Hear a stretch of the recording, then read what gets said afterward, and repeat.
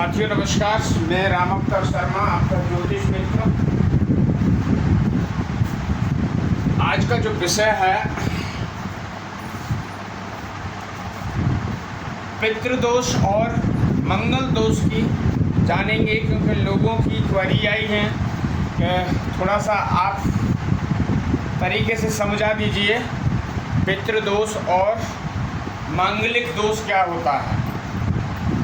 तो चलिए, पहले समझाने से पहले गणेश जी के चरणों में वंदना करेंगे, श्री श्याम सुंदर राधा रानी के चरणों में वंदना करेंगे और माता सरस्वती के वंदना करेंगे। उसके बाद आगे प्रोग्राम पे चलेंगे।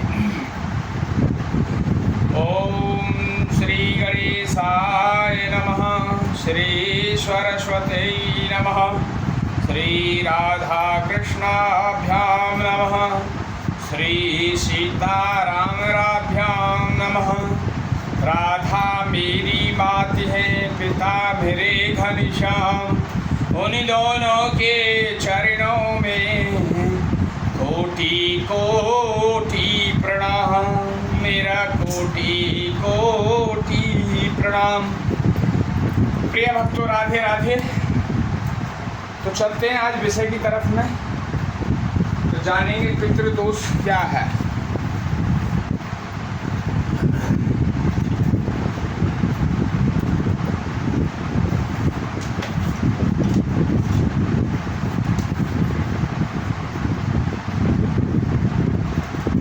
पितृदोष और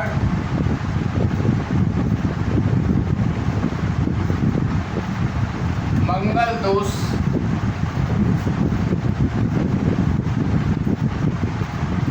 जाने नहीं, वो चमक मारता ना, चमकता नहीं है।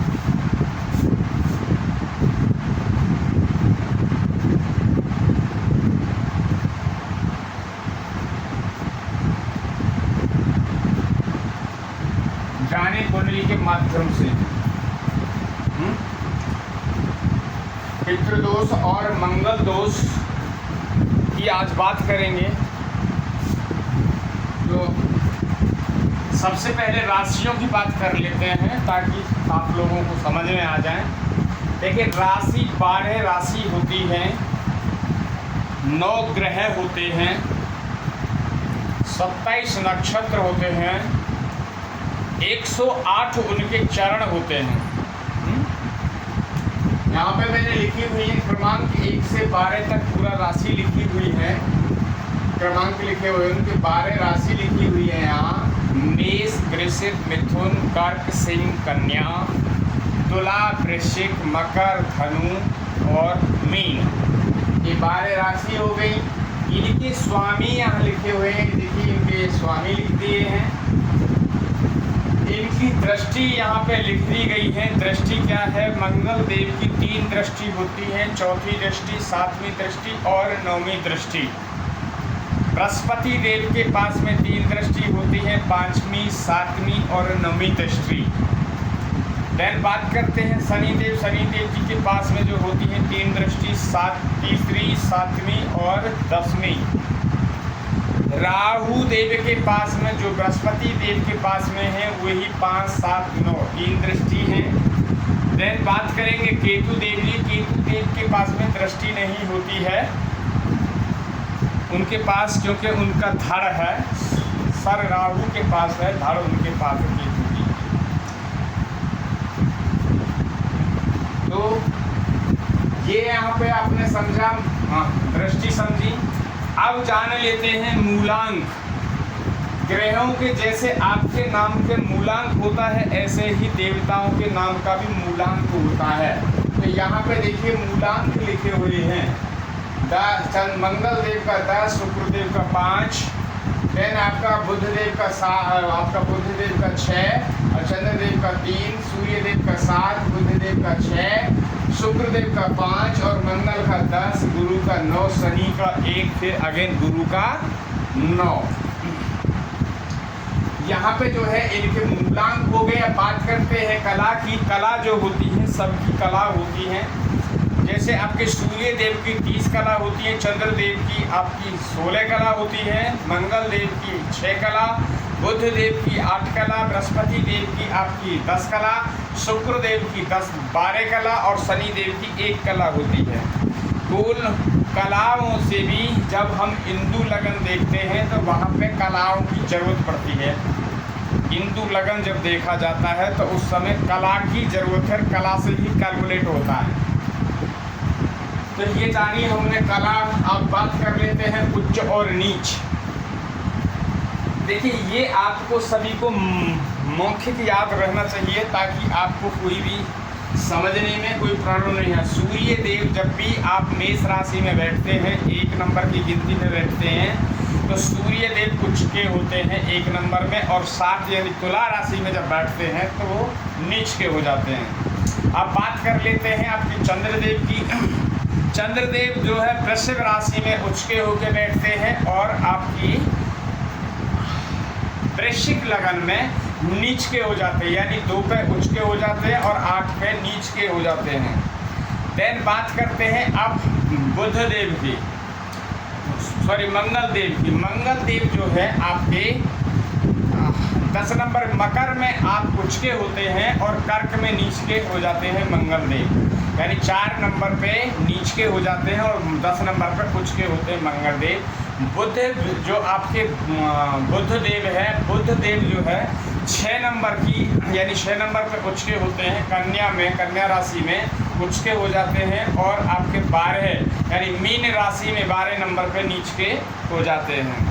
देन बात करते हैं बृहस्पति देव की। तो बृहस्पति देव 4 में कर्क में उच्च के होते हैं और मकर में नीच के हो जाते हैं।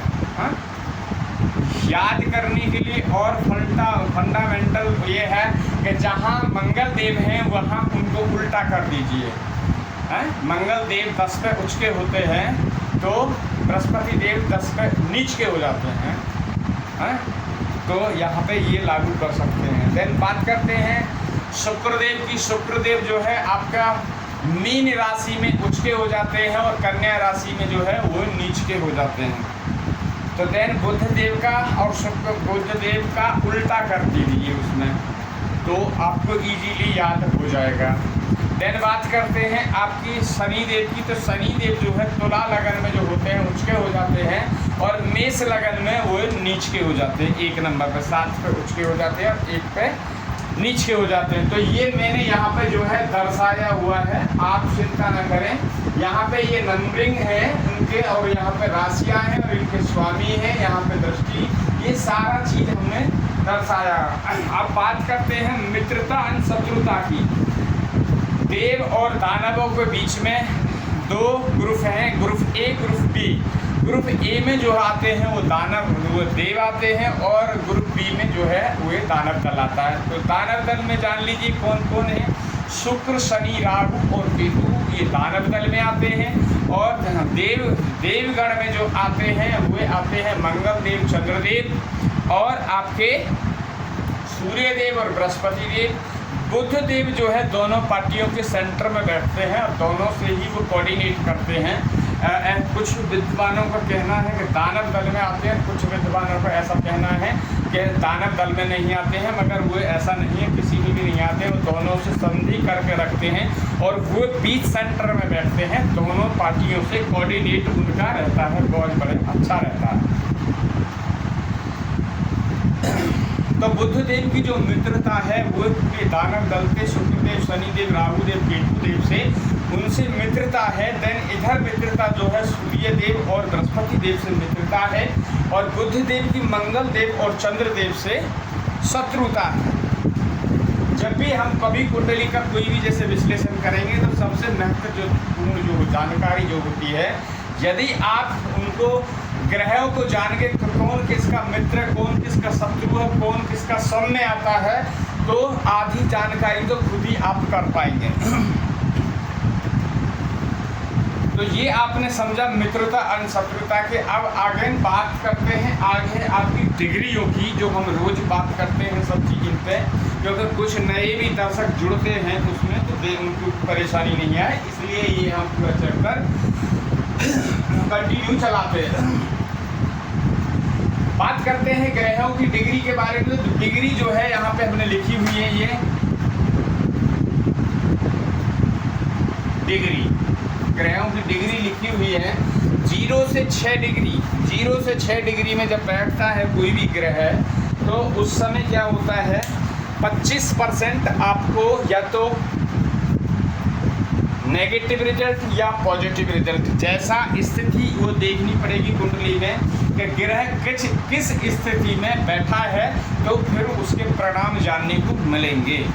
यदि डिग्री पे बैठा है तो उसमें 25% रिजल्ट मिलेंगे 0 से 6। 6 से 12 की डिग्री में यदि कोई बैठा है ग्रह तो यानी युवा अवस्था में है, तो युवा अवस्था में जो है आपको 50% रिजल्ट मिलेंगे। देन बात करते हैं आपकी पूर्ण युवा अवस्था की बात करते हैं, जो 12 से 18 डिग्री पे जब बैठा होता है तो वे पूर्ण फल आपको प्रदान करता है, चाहे वो नेगेटिव हो चाहे वो पॉजिटिव हो। तो वहाँ पे आपको 100% रिजल्ट मिलेंगे। बात करते हैं 18 से 24 डिग्री जो वृद्ध अवस्था में होता है, वृद्ध अवस्था में उस समय आपको 50% रिजल्ट मिलेंगे। देन बात करते हैं 24 से 30 डिग्री की बात करते हैं, जबकि कोई भी ये ग्रह जहाँ बैठा होता है उसकी डिग्री 24 से 30 डिग्री पे है तो उस समय आपको रिजल्ट जो है 25% मिलते हैं। अब ये हमने बात की ग्रहों की डिग्रियों है, तो ये हो गई आपकी डिग्रियां कंप्लीट। अब जान लेते हैं, हमने पहले कल जो बात करी, पहले हम पितृदोष की बात कर लेते हैं। तो पितृदोष जो है सबसे पहला पितृदोष जान लेते हैं, फिर उसके बाद हम करेंगे मंगल देव की मंगल पद, उसकी बात मंगल दोष की बात, फिर आगे कुछ एकाध टॉपिक और होगा तो और बताएंगे, फिर उसके बाद में यही विराम लेंगे। तो जान लीजिए सबसे पहले जो राहु से पितृदोष बनने वाला है, सबसे पहला पॉइंट राहु। यदि राहु आपके फर्स्ट, अभी कोई भी लगन की कुंडली नहीं है, किसी पे भी ये अप्लाई हो सकता है।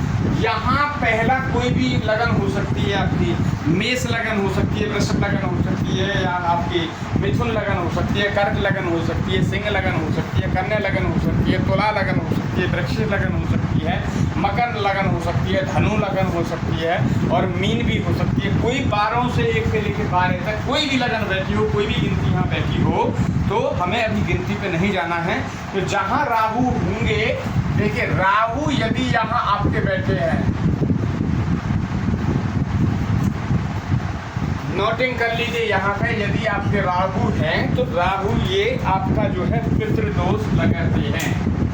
यदि आपके लगन में राहु पितृदोष लगा रहे हैं तो आपके काम काजाएं बाधाएं आएंगी, उसमें बाधाएं आएंगी। तो इसलिए आप पितृदोष का निवारण के लिए हम लास्ट में बात करेंगे कहाँ से क्या सफलता मिलती है, कैसे होता है, तो पितृदोष के बारे में फिर वहाँ से जानेंगे। अब देन बात करते हैं यहाँ से आपका पहले में आपने देखा राहु है। अब सेकंड पॉइंट आपका देख लेते हैं, यदि सेकंड हाउस में भी राहु हो, यदि आपकी कुंडली आप चेक करना, यदि यहाँ पे भी राहु बैठे हों तो यदि यहाँ पे भी राहु बैठे हों तो आपका पितृदोष लगा हुआ है। आपके काम काज में बाधाएं आएंगी, उनमें आपको निवारण करवाना होगा तो ही आपको पितृदोष से शांति होगी। देन अभी बात करते हैं किसी पितृदोष की एक और आपको जानकारी दे सकते हैं कि आप और भी किस तरीके से पहचान सकते हैं। यदि आप भोजन करते समय आपके मुख में हफ्ते में या दूसरे तीसरे दिन किसी के मुख में बाल आता है खाना खाते समय, तो ये जान लीजिए कि आपको उग्र पितृदोष लगा हुआ है। तो उस पितृदोष का निवारण शांति कराना अति आवश्यक है। पितृदोष होता क्या है, पितृदोष पहले ये जान लीजिए, आपके कोई पूर्वजों में किसी की अकाल मृत्यु हो गई है, उनका समय पूरा नहीं हुआ है, तो इसलिए वे ना तो आपके स्वर्ग जा सकते हैं ना ही वे नरक जा सकते हैं, तो उनके सेंटर में रखे हुए हैं। सेंटर क्या है, पितृदोष। जो पितृदोष जो है भगवान शंकर का डिपार्टमेंट है, जो जिनको कहते हैं भूत प्रेत, उनको डायरेक्टली भूतों का नाम ना देके एक सम्मानित नाम दे दिया कि पितृ हैं, हमारे ही पूर्वज जो है पितृ हैं, इसलिए डायरेक्ट भूत प्रेत ना कहके उनको पितृ का सम्मान दिया। और पितृलोक भी है, जो पितृलोक बाबा शंकर के देखते हैं पितृलोक को। तो एक्चुअली होता क्या है पितृदोष, या फिर पितृदोष में कोई चला गया कि ना तो उनको स्वर्ग मिला, ना ही उनको नरक मिला, ना ही उनको साकेत मिला, ना ही उनको वैकुंठ मिला, कहीं भी नहीं मिला, तो वो वेट एंड वॉच। यदि उनका कोई आगे आने वाली कोई पीढ़ी कोई सत्कर्म करेगी, भागवत वगैरह करेगी या राम कथा वगैरह कराएगी, तो उनके पितरों का उद्धार हो जाएगा। अब बात करते हैं जैसे भागवत कथा, तो भागवत जो कथा होती है वो 21 पीढ़ियों को तारती है।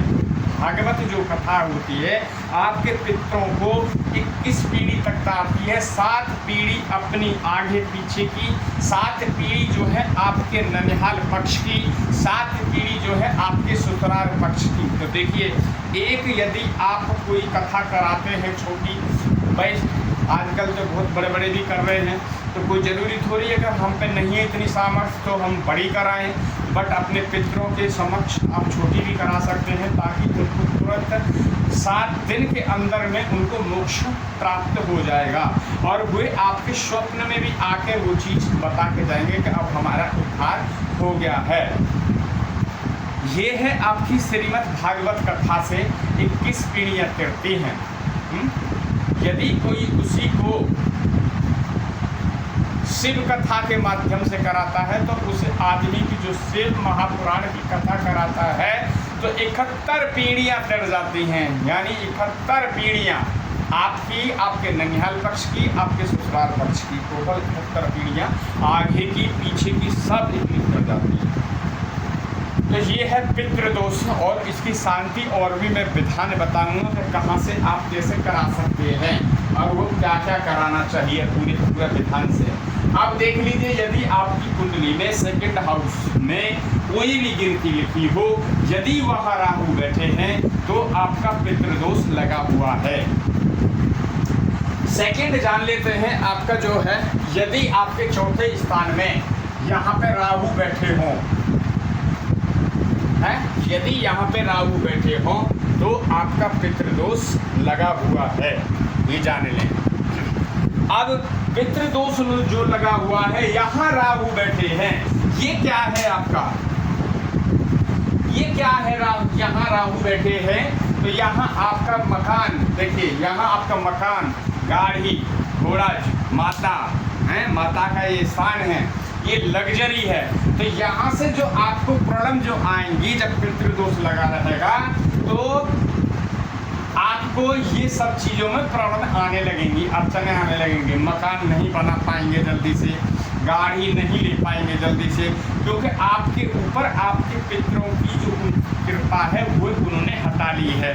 देखिए, पितरों का डायरेक्ट जो संबंध होता है वो डायरेक्टली भगवान से होता है उनका। यदि आप उनके लिए अच्छा कोई कार्य करेंगे तो वो भी आपके लिए भगवान से प्रार्थना करेंगे कि प्रभु ये मेरा पोता है या परपोता है, इसका ये कार्य सफल करो, इन्होंने हमारा भी उद्धार करवाया है आपके माध्यम से, तो प्रभु आप इन पे भी अब कृपा कर दो। तो वहाँ पितरों के कहने से भगवान भी उनके घर तक कृपा कर देते हैं। ये है पितरों का। अब जान लेते हैं, यदि राहु यहाँ बैठे हों, यदि राहु यहाँ बैठे हों तो भी आपका पितृदोष लगा हुआ है। सबसे मैंने बताया है पितृदोष की पहचान जो है वो आपके खाने में बाल बार बार आता होगा। तो पितरों की क्या है, आप जैसे आज अमावस्या थी, आज अमावस्या थी, यदि जो अमावस्या नहीं करते हैं तो वे अमावस्या जरूर करें, क्योंकि अमावस्या का जो भोजन है वे आपके पितरों को जाता है, क्योंकि पितृलोक में वहाँ भंडारी तो चल नहीं रहे हैं। इसीलिए भगवान ने विधान बनाया है कि एक दिन जो भी भोजन आपके वहाँ से आएगा वो उतना महीना के लिए प्राप्त हो जाएगा। तो यदि पूरा विधि और विधान से जब भोजन भेजेंगे तो उन तक पहुँचेगा और उनकी आत्मा तृप्त रहेंगी। यदि आप अभी कोई बड़ा कार्य नहीं करवा पा रहे हैं, उनका उद्धार नहीं करवा पा रहे हैं किसी भी कारण से, तो आप अमावस्या जरूर करें। अमावस्या के दिन आप खीर बनाएं। ये चीज़ नोटिंग कर लें, बहुत ही ये जल्दी से कोई नहीं तो बताएगा और ना जल्दी से कोई नोटिंग भी करेगा। तो मैं नोटिंग करने के लिए भी बोल रहा हूँ, यदि किसी का ऐसा है कि यदि किसी की कुंडली नहीं है और यदि उनके बार बार ये आवरण में आती है, मुख में बाल आता है, खाने में बाल आता है, तो ये जान लें कि आपको पितृदोष लगा हुआ है।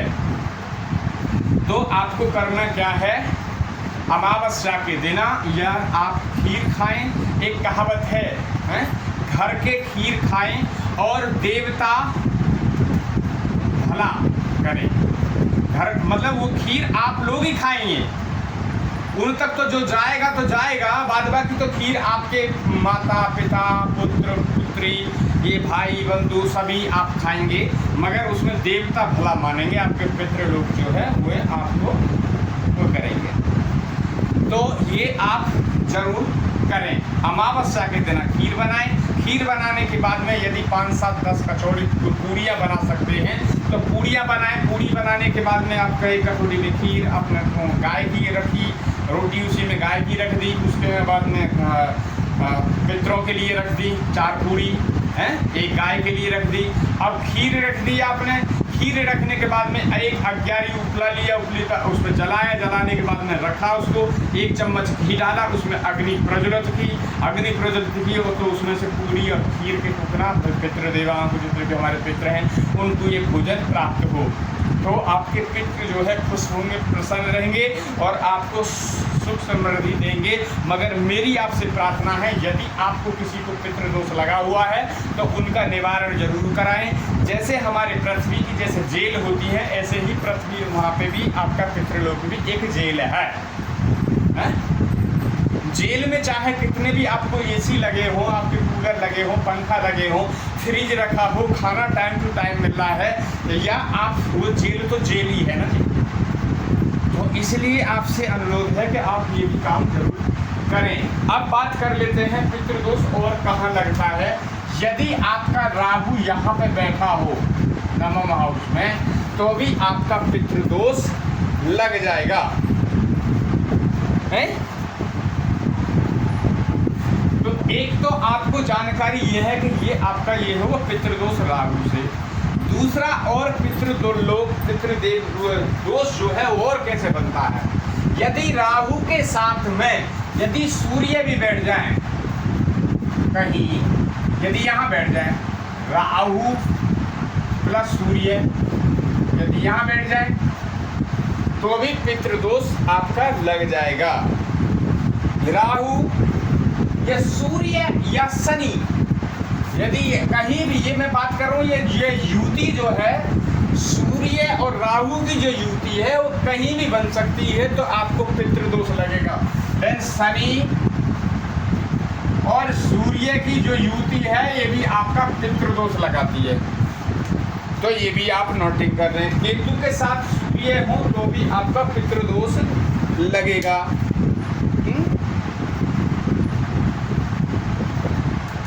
यदि बुध और चंद्र भी कहीं बैठे हो, बुध और चंद्र भी, तो आपका पितृदोष लगेगा। तो मेरी गुजारिश यही है कि हर अमावस्या आप अपने पितरों का भोजन निकालें, अग्नि पे उसको डालें, ताकि आपके पितरों को भोजन मिल सके, ताकि उनकी आत्मा तृप्त हो सकें और वे वहाँ संपन्न रह सकें। दूसरा, पितरों का जो उपाय है, या तो उन्हें गया में आप पूरा कराए हैं, पूरा विधान से कराएं। आप विधान नोट कर लीजिए।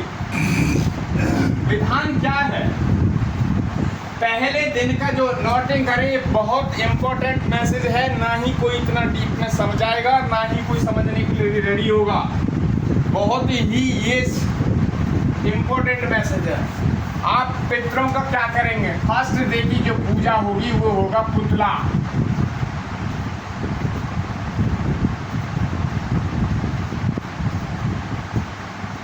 फर्स्ट डे की जो पूजा होगी वो होगा आपका पुतला विधान। पुतला विधान में जो होगा आपके पूरे पिंड दान वगैरह सब कुछ होगा। जैसे आदमी को चिता बना के जलाया जाता है, ऐसे ही आटे के पुतला बना के उसको मंत्रों के थ्रू जहाँ भी वो कराएंगे आप, या तो गया में होता है या फिर उज्जैन में होता है, शिप्रा नदी के किनारे रामघाट घाट पे होता है शिप्रा नदी के किनारे।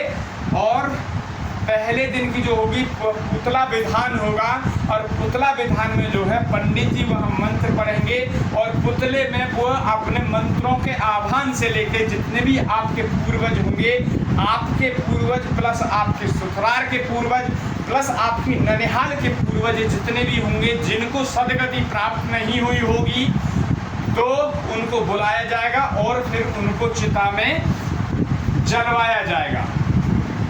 जलवाने के बाद में उनकी अग्नि ठंडी होती है, ठंडी होने के बाद में उस अग्नि में जल में शिप्रा नदी के जल में उसको प्रवाहित किया जाएगा, या गया में आपकी फाल्गु नदी है तो वहाँ पे भी उनको किया जाएगा। सेकेंडली क्या है आपका नंबर 2 की जो पूजा होगी वो होगी आपकी नारायण बलि।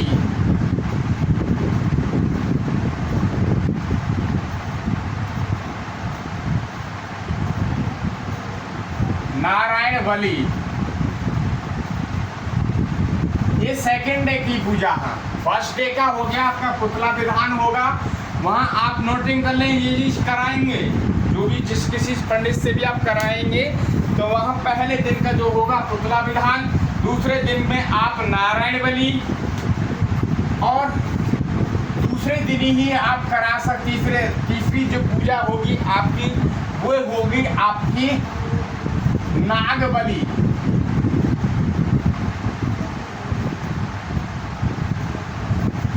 जान ले ये है आपकी पितरों की पूजा के लिए, क्या पितरों की पूजा के लिए ये आपका पुतला विधान पहले दिन, नारायण बलि दूसरे दिन। आप दूसरे दिन ही ये आप जिसके पास टाइम नहीं है तो ये आप नारायण नाग बलि भी दूसरे दिन ही आप करा सकते हैं। तो ये आपका हुआ पितृदोष कंप्लीट। आप जान लीजिए कि ये आपका है पितृदोष। पितृदोष के लिए मैंने ये पूरा विधान बता दिया है, ये आप कराएं तो आपके पितृ जो है उनको तृप्ति मिल जाएगी। अब बात कर लेते हैं मंगल दोष के लिए।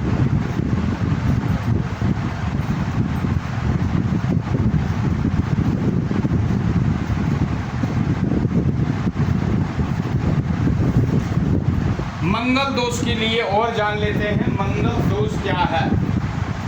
देखिए मंगल दोष, अब इसमें कोई भी लगन की जरूरत नहीं है, कोई लगन कोई हो, गिनती कोई हो, वो हम बता देंगे कहाँ कोई गिनती पे यदि मंगल बैठे हैं तो वहाँ पितृ दोष जो है मंगल दोष एप्लीकेबल नहीं होगा। यदि मंगल यहाँ पे हैं, मंगल देव यहाँ बैठे हैं तो आपका पितृदोष लागू होगा। ये फर्स्ट हाउस बोलेंगे इसको, पहला घर, पहला भाव। तो यदि यहाँ मंगल देव बैठे हैं, अभी गिनतियों की बात नहीं करेंगे, गिनतियों की बाद में बताएंगे कि यदि मंगल देव इतने नंबर की गिनती पे बैठते हैं तो पितृदोष नहीं लगेगा। अब यदि मंगल देव चौथे भाव में बैठते हैं, मंगल देव यहाँ बैठते हैं तो भी पितृदोष लगेगा। तीसरा, यदि मंगल देव यहाँ बैठते हैं तो भी आपका मंगल दोष लगेगा। यदि मंगल यहाँ बैठते हैं तो भी आपका मंगल दोष लगेगा। यदि मंगल यहाँ 12वें हाउस में बैठते हैं तो मंगल दोष लगेगा। यहाँ मंगल लगेगा, यहाँ मंगल दोष, यहाँ पे मंगल और यहाँ पे मंगल। अब जान लीजिए यहाँ मंगल, यहाँ मंगल, यहाँ मंगल, यहाँ मंगल, यहाँ मंगल, यहाँ मंगल जो बैठे हैं तो उनका पितृदोष लगेगा। अब कब पितृदोष नहीं लगेगा? इन कंडीशन पे, यदि इन खानों में पहले, चौथे, सातवें, आठवें और 12वें भाव में यदि 1 नंबर, यदि 8 नंबर, यदि 10 नंबर की गिनती लिखी है, गिनती लिखी है,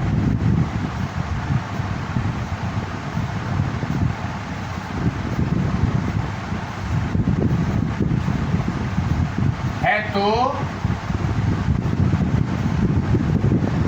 और मंगल बैठे हैं इन गिनतियों पे, तो मंगल दोष, तो मंगल दोष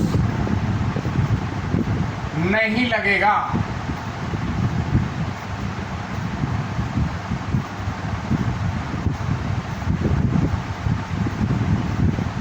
नहीं लगेगा। यदि मंगल यहाँ लिखा है, यदि यहाँ पे ही आपकी गिनती लिखी जाए, क्या 1 नंबर लिखा हो, यहाँ मंगल लिखा हो, तो पितृदोष नहीं लगेगा। यदि यहीं पे आपका 10 नंबर लिखा हो तो पितृदोष नहीं लगेगा। यदि कहीं पे यहाँ पे 8 नंबर लिखा हो और मंगल लिखा हो तो पितृदोष नहीं लगेगा। 1, 8, 10 की गिनती पे यदि लिखा है इन खानों में और वहाँ पे मंगल विराजमान है तो आपका मंगल दोष नहीं लगेगा। ध्यान रहे, मंगल दोष का उपाय क्या है? पहली बात तो ये जाने कि जिनकी शादी नहीं हुई है, यदि कोई लड़का या लड़की मंगलिक हैं, तो यदि लड़का मंगलिक है तो उसके लिए वर भी आपको मंगलिक ही ढूंढनी होगी। यदि लड़की मंगलिक है तो लड़की के लिए भी मंगलिक लड़का ही ढूंढना होगा। उससे पहले आप पूजा जरूर करा लें, मंगलिक की पूजा जरूर करा लें, ताकि आपको जीवन में कोई भी परेशानी ना आए। तो ये है मंगलिक का विचार। मंगलिक की जो पूजा होती है वो आपकी पूजा उज्जैन में होती है, मंगलनाथ के मंदिर पे होती है, मगर वहाँ पे जो पूजा करते हैं पंडित जी तो वे उनके मंत्रों का थोड़ा ही विधान है, तो इसलिए वहाँ पे कर देते हैं नाग और नागिन का जोड़ा वगैरह की पूजा वगैरह अभिषेक वगैरह करा के उनको शिप्रा नदी में जल प्रवाहित कर देते हैं, तो उससे शांति मिलती है। मगर पूर्ण जो शांति जो होती है उसके आपके 44,000 मंगल देव के मंत्रों का जाप होता है। जाप होने के बाद में तब उनकी शांति कराई जाए तो पूर्ण वो दोष पूरा समाप्त हो जाता है। तो ये रहा आज का पितृदोष और मंगल दोष की बात हमने की। यदि आपको ये चीज़ समझ में आई हो तो आप ज़्यादा से ज़्यादा इसको लाइक एंड शेयर करें। आज के लिए इतना ही है। राधे राधे।